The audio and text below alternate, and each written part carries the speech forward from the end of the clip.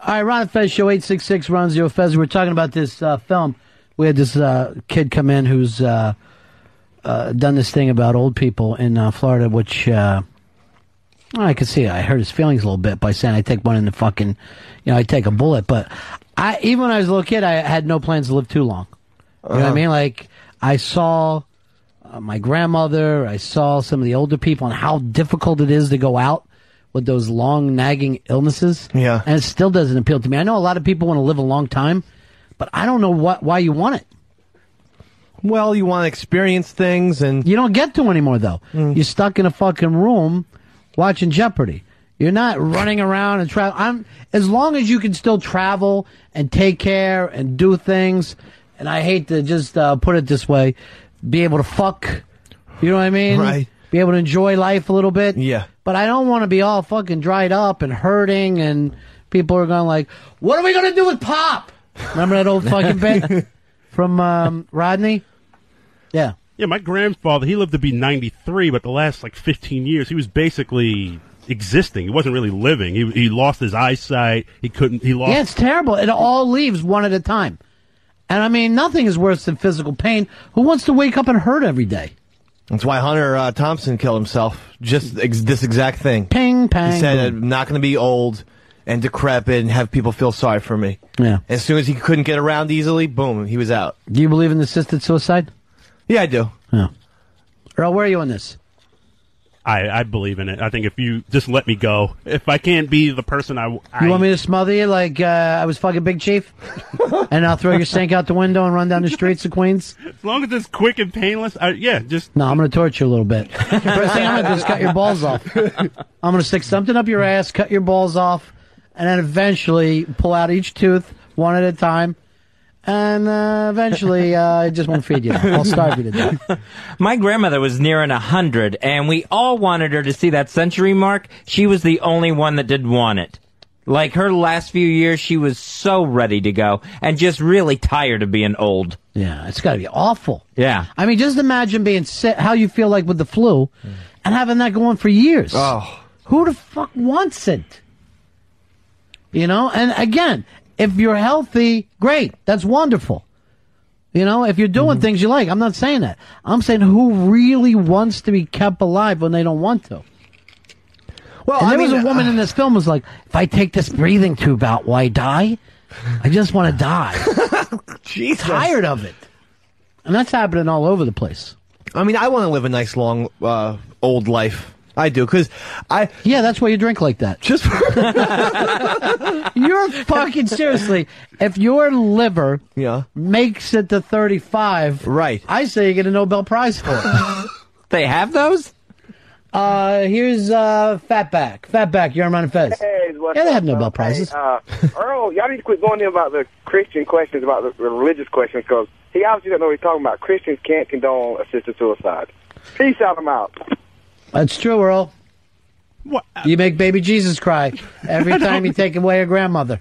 No, I'll give you a perfect example. My grandmother, she lived to be, 84, 85? She was dying of cancer. She had cancer, and then she ran into, a lot of heart trouble. She was just like, let me go, because I said, I've lived the life I wanted to live. Right. And just, don't try to keep me alive and let me, because they told her she would have been suffering. She would have been in unbearable pain. I understand. So... But that's still assisted suicide. She just said, let me go. She basically said, let God handle it. And she right, but then why are you fucking want some paralyzed woman to have a breathing tube? But she don't want it. Well, again... Then you're crying like a baby. You're walking around down in Pinellas Park. Please, Lord, let her live. Let her live, Lord. At that point, you just I don't think, forcing her to live it's not living at all. I agree with you. I'm on your side. You're against the Bible. Congratulations, Earl. I'm with you. Against the Bible? Well, making it work for yourself. Would it help if I killed you with a Bible? I just beat you to death with a Bible? God's got to appreciate that. You get to heaven. Oh, yeah, because he wrote it. Bill, you're on Ron Fez. 29875, my brother. Hey, buddy. Hey, Ronnie B. My grandmother just turned 96 yesterday. Lived in a assisted living nursing home, and really has no idea who anybody is. Yeah. There's no reason for her to. I mean, I love her. God bless her. She's lived a great life, but she shouldn't be around. No, I agree. And I grew up with a grandmother with Alzheimer's who lived in our house, and I watched it. Like, I remember when it started even, and watched it get worse and worse and worse until it was literally unbearable. Jeez. And it's a fear of mine. I don't want that to fucking happen to my mind. So obviously I took a lot of acid when I was younger. I don't know why, if I could ever speed up the process. I don't know what it is when you're like a fucking kid, but you're pretty sure you won't die or age. Right. You're like, I can't imagine. I can't imagine. I still feel like that to a certain extent.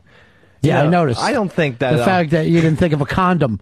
You didn't plan a family or think about pulling out. Yeah, I understand that you're not hey, there is a tomorrow. Well, I watch you when you get your paycheck buying drinks for the house. Yeah, that's got to stop. That's stopping. Trust me. I would never. That's Casey's mistake to trust you. I never. Ivan, you're on Ron Fez.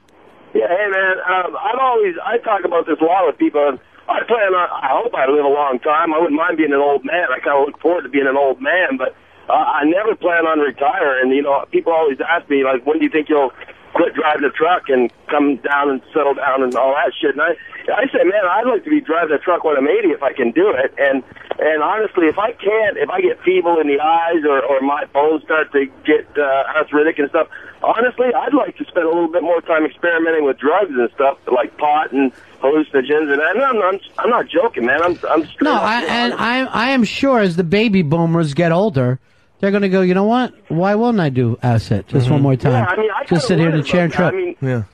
I never hear people talk about it, never suggested or anything, but actually, you know, when I hear about... But most of the drugs, street drugs now, are stuff that was, you know, get the Oxycontin and all. There's old people doing that, and that's basically like tying off. But here's the thing you should do, Ivan, when you get older like that, since you're a trucker, just be one of those ice truckers. Now you'll risk it. You're driving across the lakes on ice, and if it happens to go through, what the fuck? You just killed an old man. Big deal. The problem is those fuckers have to drive so fucking slow. Yeah. I'm afraid that it'll conflict with my other plan. You know, if I decide to spend a couple months tweaking out on crystal meth or something. Well, don't do like that. Just use that for your downs. When you're fucking downed out or smoking weed. And just smoke weed all across the ice fields and hope that I don't come to a complete stop and just nod off while everybody's running in my ass end. There you go. Crystal, you're on Ron Fez. Hello? Yeah. Hi, boys. How are you? What can we do for you? I'm just wondering how, far, when it comes to assisted suicide and stuff like that, but how far is technology going to go when, you know, it seems like one of these days we're going to become a race of, half robotic people. I mean, first it starts off with a pacemaker, and then it goes with an artificial, hip. Well, I mean, let's face it. By the time you get a pacemaker, you are technically a cyborg. Mm-hmm. And fake hips and everything else. So, yes, you do start to become machine and man. But the other part of it that wears out is the brain itself. That I don't know if the brain could go on for, let's say, 140 years. You know, obviously, at a certain point, you'll be able to add. But who wants a robot with dementia? That seems like the scariest thing in the whole world. And I mean, we're not just fucking sitting around doing pot talk. These problems will have to be discussed because we have kept people alive now that should have been dead. This happens all the time. So you'll take somebody, they're having kidney failure or whatever, they're 82 years old, you repair them, and you set them up for another 10 years of harsh, terrible life. Mm-hmm. But do you let that person go at 82? Do you have the courage to go, you know what, I'm not going to get my mom a pacemaker, even though the doctor says it'll keep her alive? I don't think people do. It's difficult to do if you're the child in that position. Unless you know you're going to get a lot of money. Even then, though, I think, no. Mm-mm. Oh. Luckily, in my case, I don't have to worry about that. If anything, I'm just going to try to keep the bills off. My parents are spending my inheritance. They should. Left and right. Trips to Ireland every other weekend. You're just going to fucking waste it anyway. That thing's going to go in the goddamn Star Wars toys if you get that money. Here's Rob. Rob, you're on Ron Fez. Hey, how you guys doing? Yeah. I just want to say sometimes old people, especially real old people, know when they're going to die. My wife talked to her grandmother last week because it was her birthday, and she kind of said she was done. And last night, my mother-in-law heard the death gargle, and that was it. She died. You know, I dig what you're saying, but I've heard old people say that for 25 years, too. Like, they say it so much that after a while, then it comforts you to go, she knew when she called that she wouldn't be, yeah, but she's been doing that your whole life. I had a great-grandmother that I just loved, that I was just crazy about, that by, like, I was 5 or 6, around late August every year, she'd take me aside, and she'd slip some bills into my hand, and she goes like this, 'cause I don't think I'm going to be here at Christmas. And I took that money. She goes, I don't want you to show this to your parents. This is your money. Don't show your brother and your sister. This is just for you. And I went upstairs and I hid the money and I was crying. Next year, same deal. I'm 20. Here, I want you to take this. And later I found that she did to my brothers and sisters too. Oh. You know, she did it to everybody. It was her gimmick. You know? And after I'm like, yeah, great. You'll be there at Christmas. Sure. Sure you will.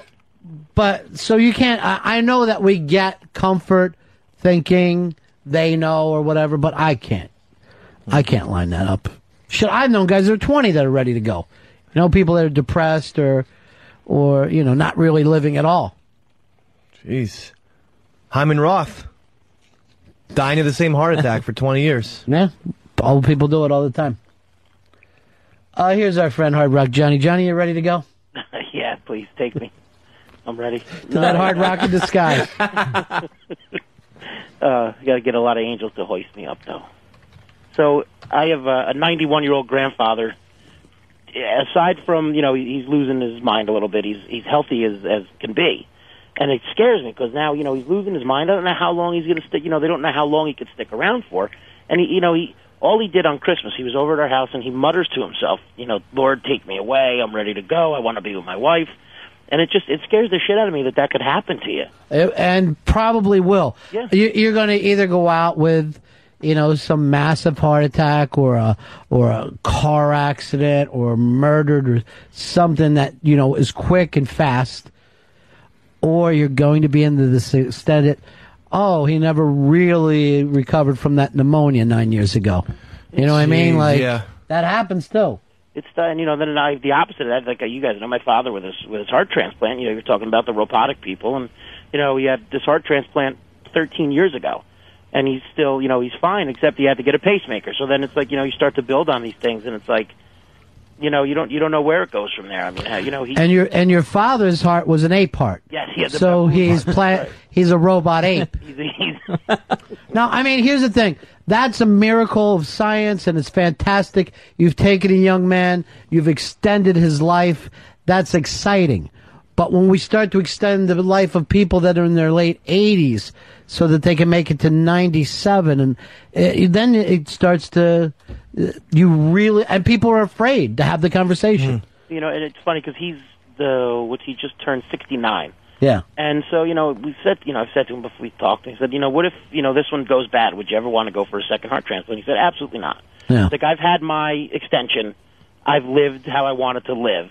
Let someone else who might need it more than me do it. Right. You know, and it's a tough realization to have to come to, I guess. But, you know, I guess it's something we all have to face at some point or another. No. Well, now I hope the Giants win the Super Bowl just for your dad. Thanks, man. All right. All right, boys. Peace. See ya, Hard Rock. Yeah, I don't know. I don't know if anybody knows the best way to go. But you look at these people that are against assisted suicide, and they go, "Oh, the doctors are playing God." What else are the doctors doing? It's not like God gave us penicillin, right? You know, flu shots they didn't invent. I mean, we're doing stuff all the time to extend. If you look back to like the Middle Ages when they go, "Oh, the average age people were living was like 33 or whatever," you know, or cavemen or whatever. They weren't dying because their bodies were, you know, giving out. They weren't dying as old people. They were dying as 33-year-old men. You know? Yeah. Just that's as far as most people would make it. Then occasionally you would have people who would make it to their 80s. And that they were considered the old wise sage, the old wizard who lives off on his own. Because those people did exist, you know? But it was a lot less of them. Where now you're looking at a time where in 40 or 50 years, you're going to have more people over 65 than fucking working. Not even 40 or 50 years. Maybe the next 20, 25 years. What do you fucking do? Just fill up Arizona and New Mexico? I don't know. Yeah, I mean, the average lifespan is like 72 for men. No, I don't know if it's that fucking low. Is it still? No, I think it's higher than that. It is higher. Yeah. Higher? Yeah. Yeah. I mean, there's people, that are spending the 25 years in retirement. Well, how long was your grandmother retired? My grandmother retired in 1961. And died? In 2005, I believe. Yeah. Wow. Yeah. She was retired longer than she worked, obviously. She was widowed longer than she was married. Which is all a great story until that becomes the norm. Right, And yeah. then what does that do to, the economy? Who the fuck is paying for that? Yeah, she pulled in a pension for over 40 years. That's crazy. No. That She really died at what is. age? She was a month away from being 99. Yeah. Well, you know what? Now I think about it, my grandmother retired when she was 50, and she's 94. So she's been retired for 44 years. Crazy old bitch.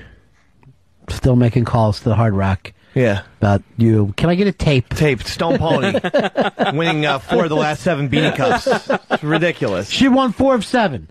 Yes, my mom has a soft right. spot in it. That's what I was complaining about. Your mom does not like you. She's the fucking Patriots of the McDonald household. We don't need this. She's a dynasty by herself. You're never going to win that cup. If you didn't win it this year, there's nothing you can do to win your family cup. I'm going to go just the opposite of you, Fez, and said he did something to keep him from winning it this year. Married a Jew. Oh, yeah, okay. And that's what cost you the cup.